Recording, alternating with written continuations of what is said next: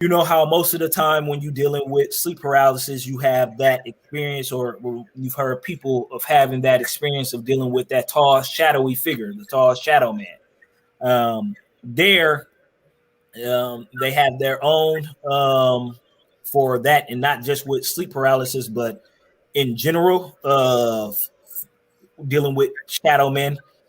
But with my experience when I had it, and I saw the tall shadow figure again, I was getting a little bit more familiar with energy and the feeling of how things different feel off of emotion, to seeing how, you know, it does it feel like it's here to harm.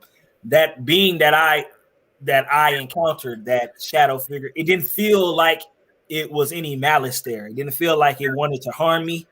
It didn't feel like I didn't feel it from that entity, from my own self, because I woke up and I couldn't move my body, but I could move my eyes, and I could only move my eyes back and forth like that. And I could hear my mom and my sister talking in the other room, but I couldn't move. I couldn't talk. I was trying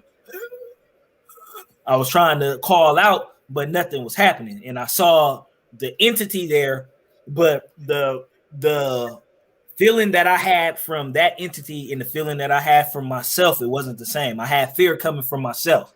I didn't feel any fear. I didn't feel any, I didn't feel any kind of hate. I didn't feel any kind of malice. I didn't feel any kind of anything coming from that. But it was an experience of myself being fearful.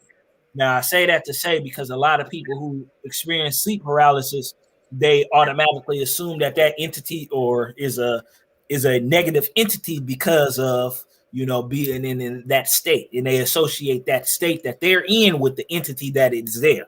That may not be the same thing, you know. I'm not saying that everything there is just all good and hunky dory.